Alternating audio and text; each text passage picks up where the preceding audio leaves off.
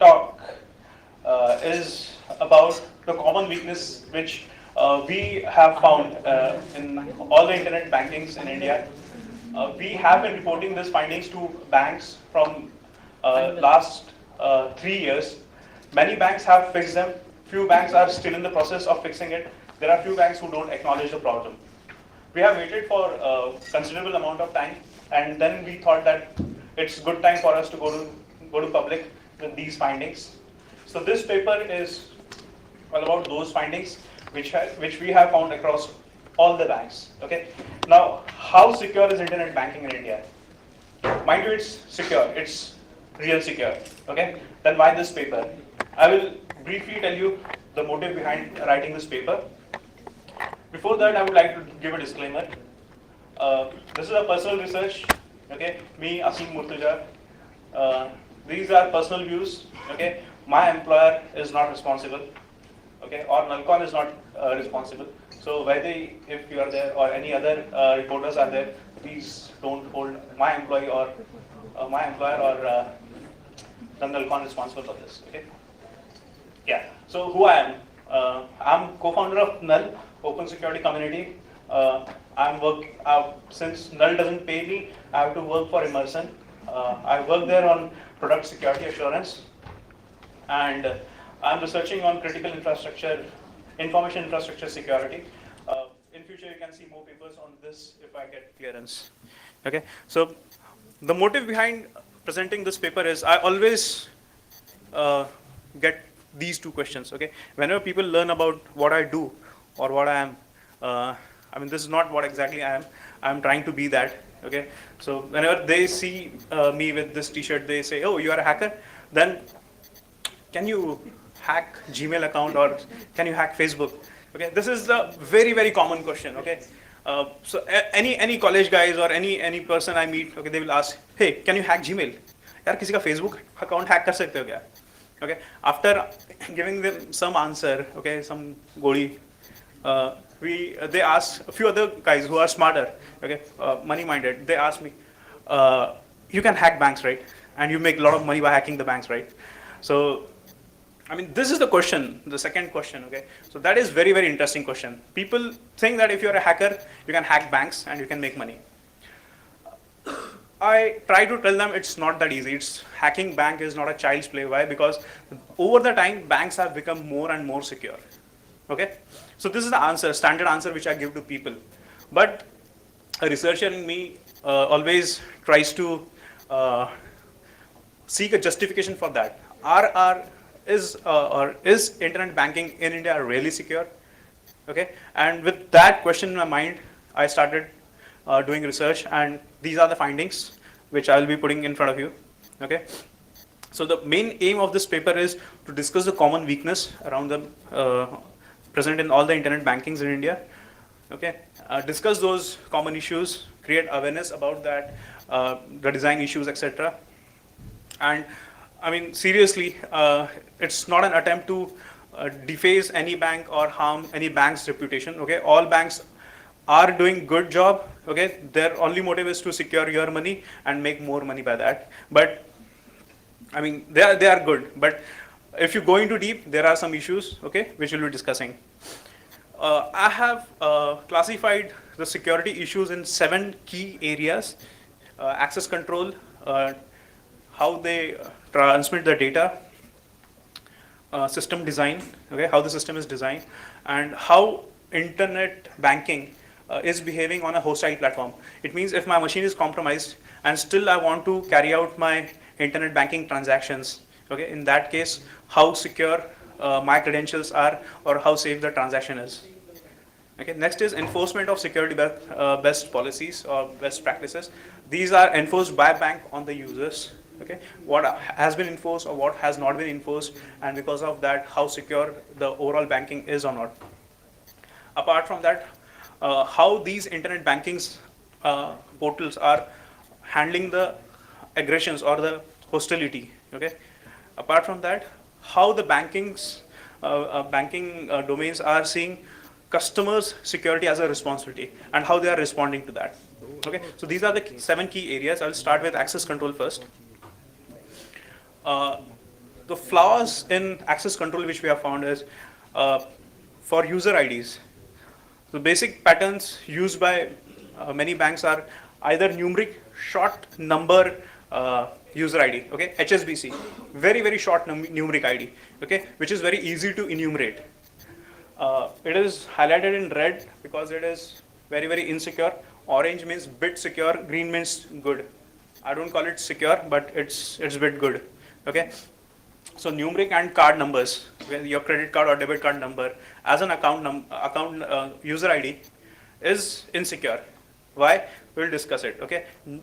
Longer numeric account user IDs a bit safer. Okay, but not resistant to enumeration. Okay.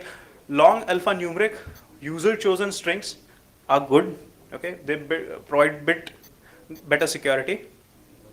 In password, there are banks which are allowing very short and incomplex passwords. Okay, they don't enforce any password complexity. Okay, for example, HDFC. Don't quote me, okay, with the names, but I'm giving this names for our clearance. Okay, so it should be within this group. Okay, lengthy complexity, length and complexity is enforced by few of the banks, and there are few banks who have the policy of prompting users to change the passwords regularly, okay, but still they are not secure. Okay, this practice enforces some security, but it's not foolproof. Okay, so these are flaws. Why card numbers are not better idea or a good idea for having user ID? Because the card numbers have a specific pattern. If your card number is of 16 characters long or 16 numbers long, the half of the length of the card number is fixed, okay, which defines the type of card, provider of the card, okay. So all these information are in your first half of your card. So what the strength of the card's number, which prevents you from enumeration, is just half of the digits. So it's only 8 bytes or the 8 characters which are protecting you from successful enumeration, okay. So that's the reason. This is a Lund formula patented by IBM. Okay, this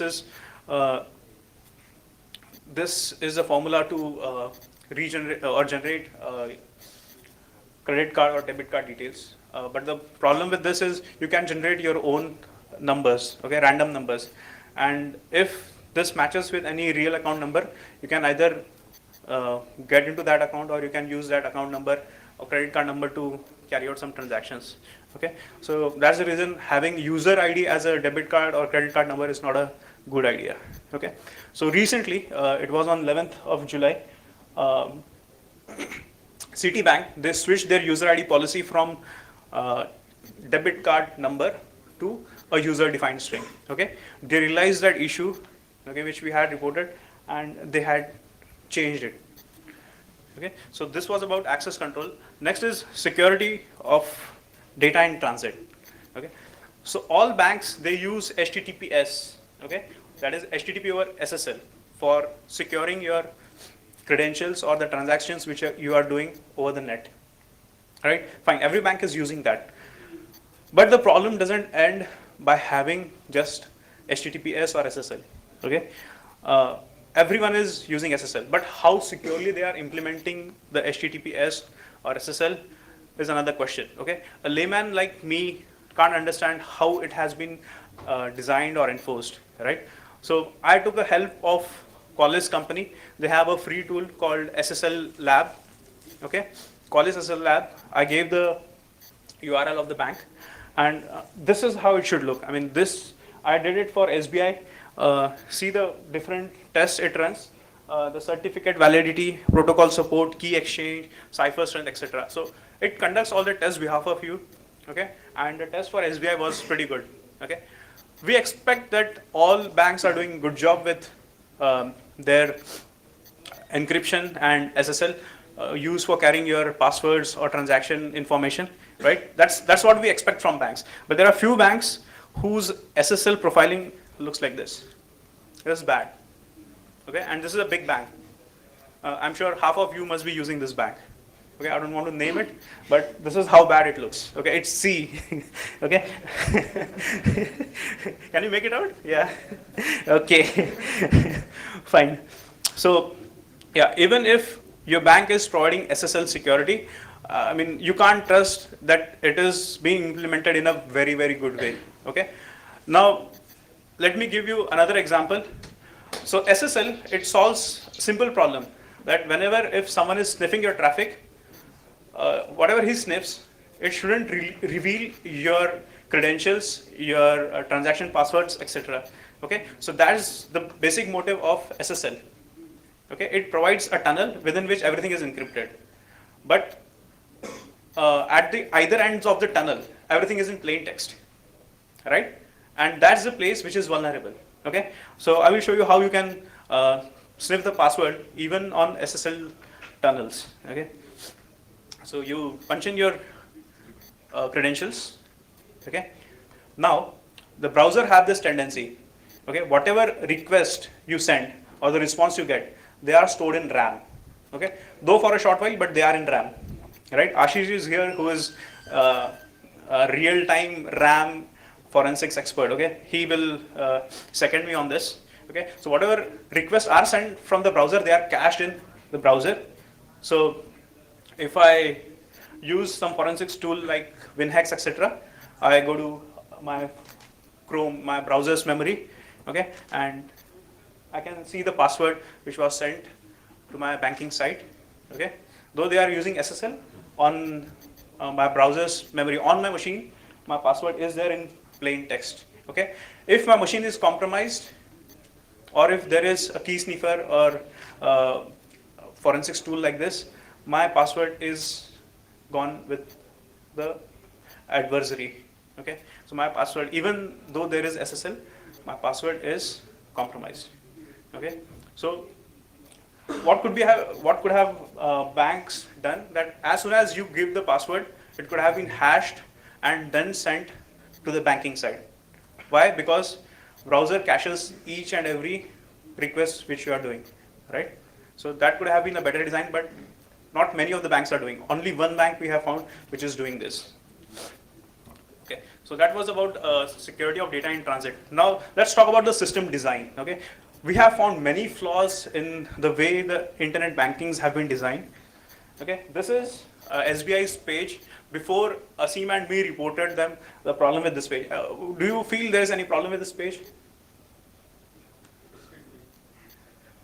Okay, but yeah. So let's go into deep. You're correct. The SBI is asking for credentials on an HTTP page.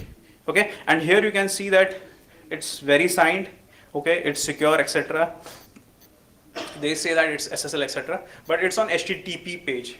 Okay, so this is a bad design, because if I do SSL strip attack or sniff attack, I mean, you won't know any difference. Okay, so here is my SSL stripped page, and this is the normal page. Stripped page, normal page. Any difference you can make out? Stripped page, normal page. There's no difference. Okay, for differentiation, just you can see that Tor is enabled or Tor is disabled. So I can successfully fool a user to give his credential on a fake site, right? So we had reported this to SBI, and they have acknowledged it in very, very quick or short time, and they have fixed this. Now, whenever you choose to do a personal login, a separate page is spawned, which is an HTTPS page, and then it asks for credentials.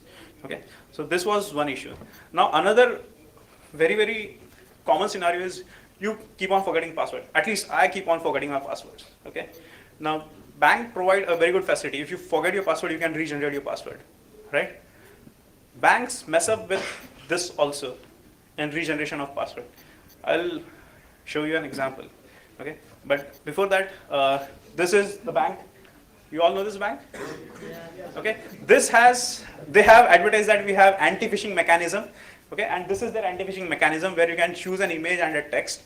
Okay, and the idea is whenever you go to a page which looks like a bank, okay, how you will authenticate that this is the bank which I want to connect, or and this is not a phishing site. You can give your user ID and you can see your image and the text. Okay, that's the test.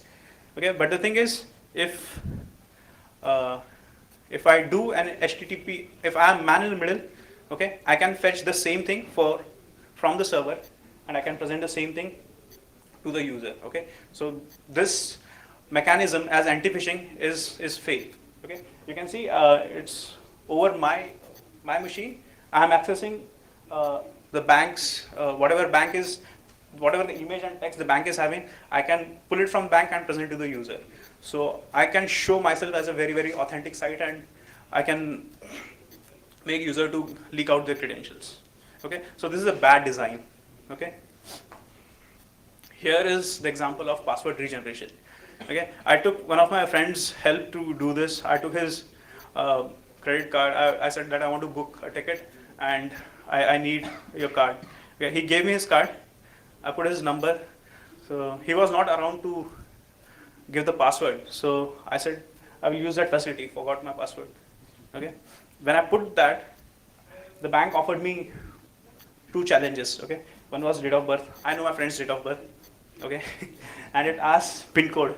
So I'm from Pune. I live in Bibwadi area. My friend lives in Hadapsar. Okay, so just check for the pin code of Hadapsar and you will get it. Put it there. Continue. It allows you to reset the password. And second time you try to log onto your internet banking, etc., you will be getting the same. You can use the same password and you can get in. I mean, this is a major flaw. Can you guess this bank? Anyone? No, this is Barclays. Okay, don't quote me, reporters, please. Okay, this was Barclays. Now, come on, yeah, Barclays is such a good bank, right? But yeah, and they have fixed it now. So if you want to regenerate your password, they will send you a one-time password on your mobile. So that has helped them a lot without changing much of the design. They are just asking for one more challenge, that is one-time password, which they will send you. Okay, so this has been fixed. Okay, so don't try and attack this. Okay, yeah, but this was a problem. It was fixed after we reported them. Right. So next is, which is my favorite, handling the security on hostile platform. We have seen that even with SSL, our credentials are not secure. Okay, at either end of the tunnel, our credentials could be sniffed. Okay, or an attacker can get those credentials, right? But still, if our machine is compromised and still we want to carry out the transactions, okay, then is there any mechanism which will protect us or protect users' credentials? Okay, first of all, how you will get compromised. So this is my bank. Okay, so whenever I try to open this, I mean, my flash crashes.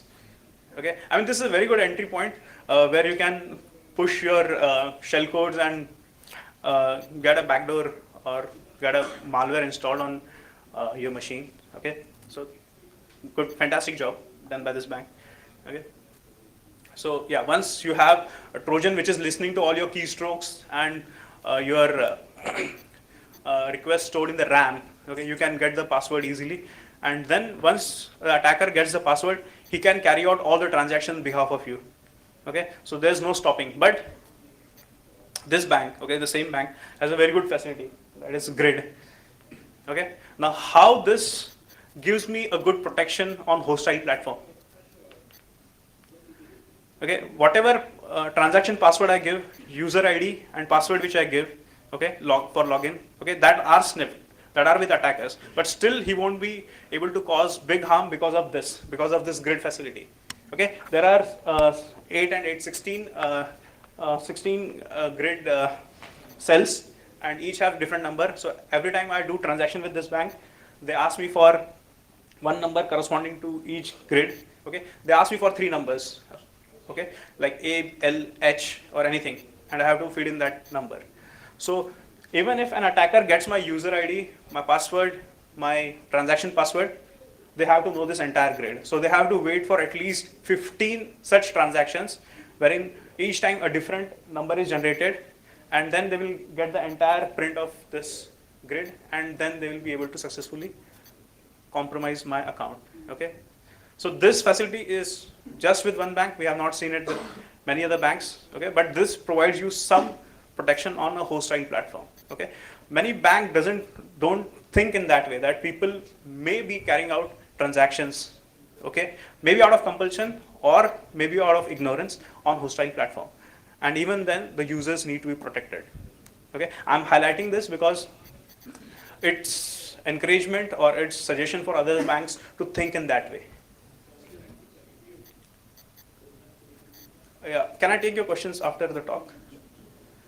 Okay, enforcement of because I'm completing it pretty soon. Okay, enforcement of security best practices. Now, banks, each bank, they try to enforce some best practices on you, maybe for setting passwords or setting your user IDs, okay, or transaction passwords. Okay, we expect minimum things, right? Like expiry of password and ask user to regenerate it. Okay, and the password should be complex. But we have seen out of 5, only 2 banks are enforcing this. Otherwise, with ICICI, SBI, I'm using all the passwords which I had set in 2007. I'm using still the same password. Okay, there are very few banks which ask you to change your password periodically. Okay, so that is one part. Okay, which the best practices which banks are enforcing on us, right? But there are some practices which even banks should follow. Okay, we have seen that banks are not following their own part. Here, this is the bank. Okay, this what I had seen last year, August. The certificate was expired. Okay, in the morning I saw that I was doing a transaction and I saw my browser shouting that this is a fake certificate or there's a problem with certificate. I mean, the good practice is not to go ahead with such site, right? For which browser is giving the warning. Okay, I tried it from a couple of different browsers and with other friends, asked them to open the ICICI account and all were getting this warning because the certificate was expired. Okay, now we don't expect such thing from such a big bank, right? At least they should be aware that their certificate is expiring, get it renewed or get it replaced, right? Banks are not doing that. Okay, how it harms? It conditions the user to accept the invalid certificate. Okay, and even in future, if I'm doing man-in-the-middle attack with SSL sniff or strip, okay, it's quite high.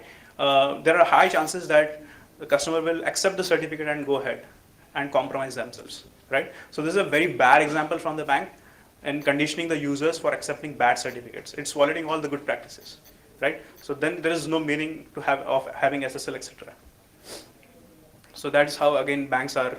I haven't found other banks doing this, but I will report it in public directly. Okay, handling hostility. Okay, not many banks are well equipped or they don't have good design to accommodate this thing. Okay, again I'm going to this bank. Okay, they have this anti-phishing mechanism, but it works in a reverse manner. Okay, if I give a wrong password, I will get this. Okay, I can enumerate because their user IDs are very, very small, 6 digits. And if I have to generate each of the digits, each of this combination, it will not take more than 4 hours for me and test all these numbers for valid and invalid account, because the response for valid and invalid account are different. If it's a valid number, they will give me this image.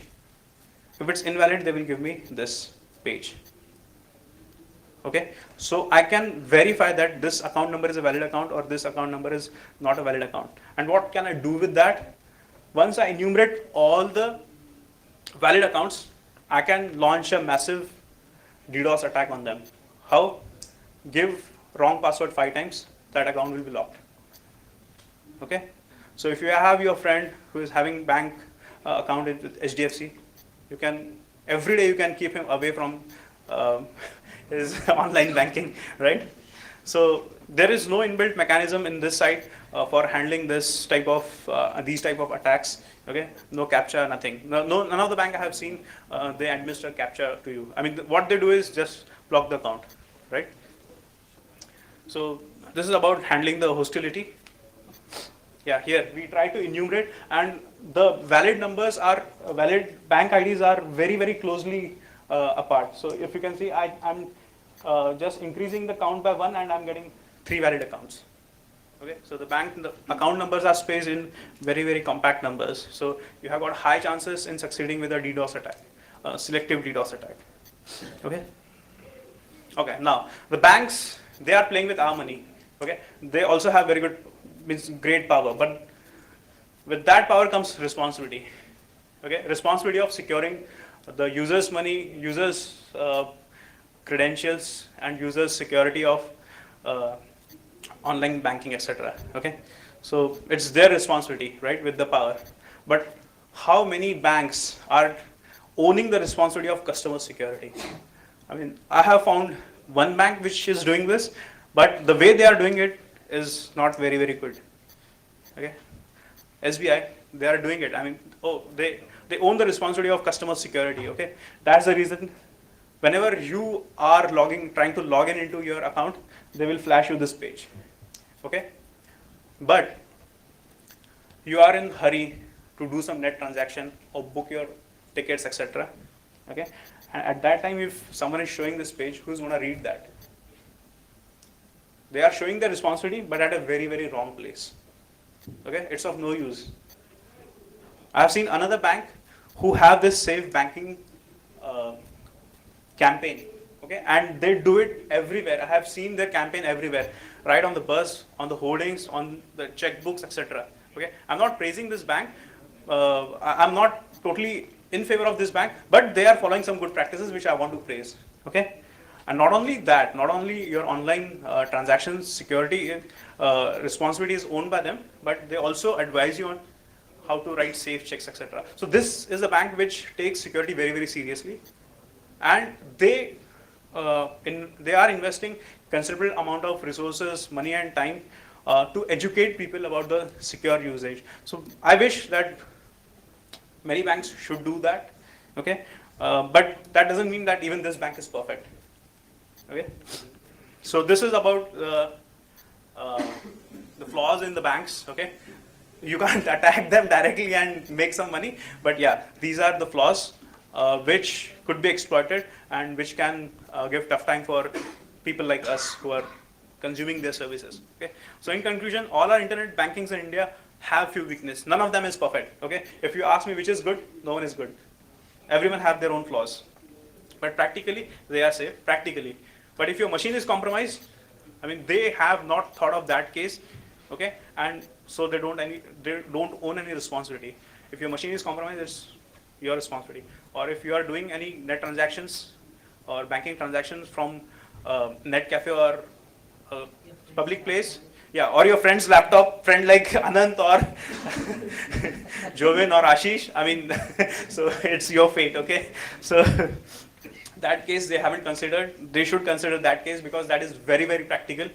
Okay, they offer very low or no security on hostile platform, lack of standardization. Every bank has their own way of enforcing password complexity, having username, or the data required for regenerating your password. Every bank has a different thing. Okay, there is no standardization. Okay, that's the reason every bank is vulnerable in some or the other way.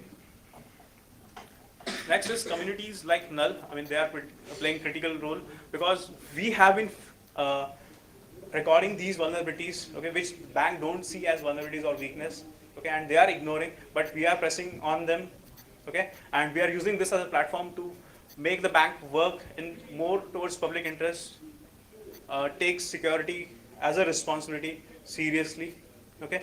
So we are using this platform. So I thank to Null for providing me this opportunity to present the paper. And we have also seen that banks are responding well. Okay, even banks are doing good. So I don't blame them 100%. They are doing good job. But I mean, it's far way to catch up, and a lot of good work has to be done in this field. And I encourage you all also to test the things which you are consuming. Okay, because if we come together and report these findings, we are making internet more secure and better place for all of us, right? Yeah, please. I'm done, and if there are any questions, I will take them up. Yeah, Neil, go ahead. So I think earlier you had a slide where it showed you said you could men in the middle. I thought that disabled men in the middle. It was prevents men in the middle. Which one? It was this? This one? This one?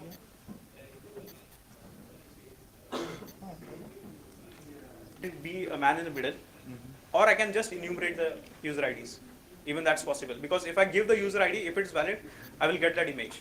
Yes, yes. Got it? In this case, we are guessing user ID instead Yeah. of man in the middling as well. Right, right. Yeah, please.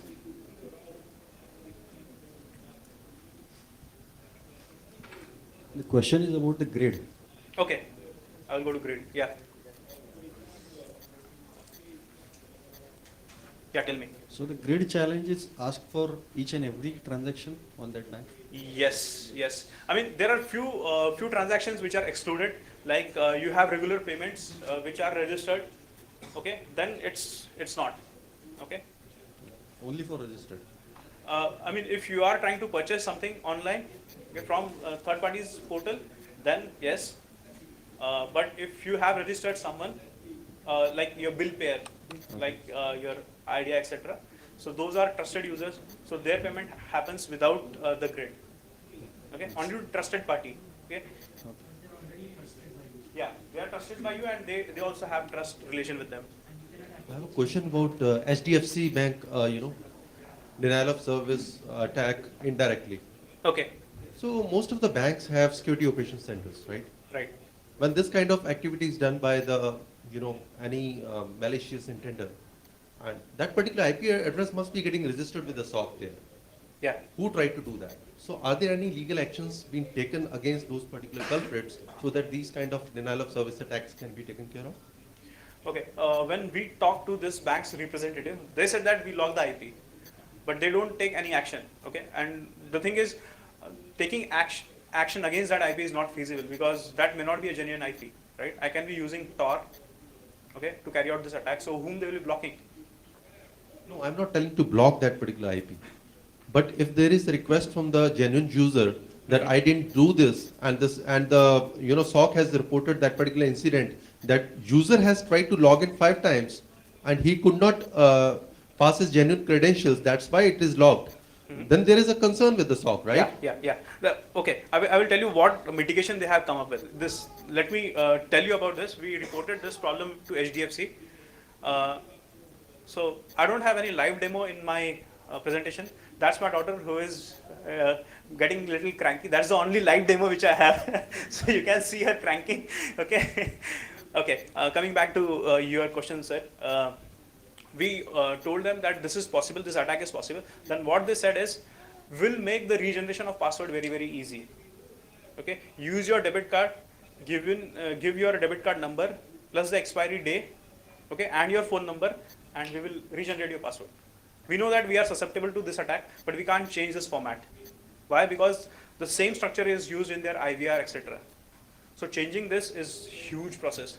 So what we will do is, if your account is blocked, regenerate your password easily. So that's what they are doing, and this is the only bank which I have seen which enforces change of password very frequently. None of the other bank care for asking the users to change their password. Okay. Just an extension to what you were telling. So the password regeneration, so is it sent to that email ID or SMS? Oh, no, they. Or it is generated online? No, it's means you can say forgot my password. Yeah. Then they will administer you few things, okay, like your debit card number, expiry, okay, and your phone number, and then they will take you to a page where you can reset the password. Regeneration of password means where you can choose your new password.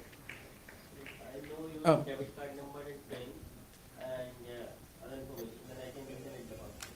So they are not signing that password to my phone number. No, you are regenerating your own password. I'm Nowadays, no one is sending your password to you. I'm regenerating your password. Basically. It's like. You can know. Yeah. I mean that is something I call as proximity attack. If you are my friend and you got a chance to see my debit card and the expiry, then you are successful. So proximity attacks, that is a different question, right? That can happen with your spouse also, right? So bank again, because your spouse knows everything, right? My brother. No, they don't ask. Yeah, they ask for PIN. Yeah, but the thing is, your spouse may be knowing, right? So that is proximity attack, which is in your very, very nearest circle, right? So they don't consider such case. Why? Because I mean, even if you design a machine with such cases, I mean, it's you who won't be able to live properly. So they are asking. You have to share something with someone, right? They are asking ATM payment. Yes, ATM. So my question is, I'm here. Yeah, please. Okay, yeah. My question is, how do you? I'm going to talk from the management point of view now. Okay. How do you, all these concerns that you raise, how do you now? Okay, for example, where I'm from, there was a time the government made a legislation.